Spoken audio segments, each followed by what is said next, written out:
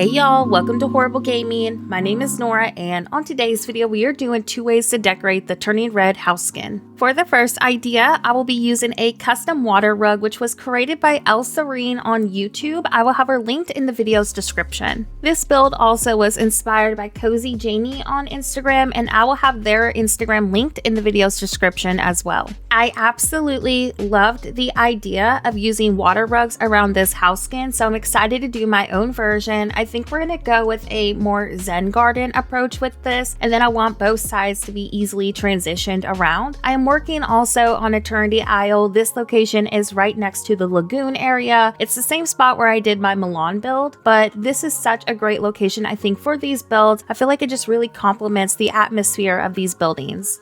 This build is geared towards people who have a higher item limit, but if you are somebody who is on the Nintendo Switch, rest assured the second idea for today's video is made just for you. It's a little bit more simple, but it also has a town-like vibe to it. However, if you really like this first idea, I think it could work well for the Nintendo Switch if you reduce some of the item clutter. I was very indecisive on which kind of pathing I wanted to use for this build. We've been using a lot of the dirt path lately, so I kind of wanted to try something a little bit different. So originally I was going to use just this regular brick pathing that you get from your main valley, but I do swap this in a few minutes after I figure out the color palette that I want to use. And then I do also use the rocky terrain originally in this build too, and I don't think it's a bad option, but I wanted to try the tropical planks with this build instead, and I just thought it looked a little bit better. It was less busy, but I think that both versions work. It just kind of depends on what your personal taste is. Anyways, after much conflict on deciding what kind of pathing I wanted to use for this build, I decided on the loose gravel path. I just felt it was the most neutral option for this build. So now I'm just trying to figure out how I want to frame in the water rug. I think I'm going to place 2 more of these Zen garden items down, and these are craftables that you can do at your workbench, but I just felt like it kind of framed in the water rug a little bit better and kind of made it easier to decorate with. But if you wanted to do just 2 Zen gardens at the entrance, like on the sides of the water rugs, I think that that's a great option too. It honestly comes down to your personal preference, so make adjustments for your valley as needed. Anyways, I hope that this first idea brings you some much needed inspiration. I'm going to work on the layout and do some decorating, and I'll see you near the end of this first idea when we do a final walkthrough and overhead shot of how everything turned out.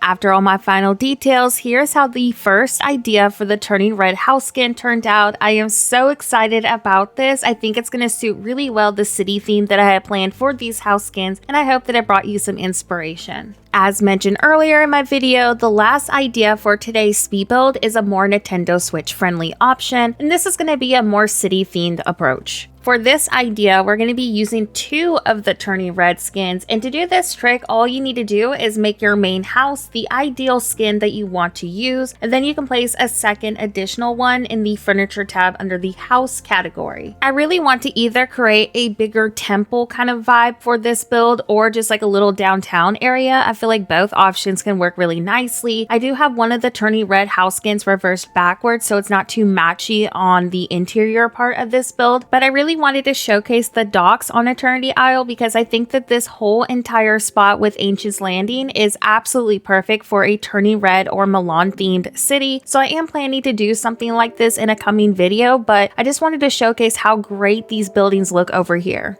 Now, I do want to apologize that through most of this build today, I am recording during the evening, and I'm so sorry about that because I know that the footage gets a little bit dark. I lost track of time and I didn't realize that it was so late into the game time, so I do swap this towards the daytime in a later shot. But all I'm going to do is work on the entrance to this build and also decorate around it, and I'm going to be using 2 of the frozen benches in the entrance to kind of create a fence and sitting area like location.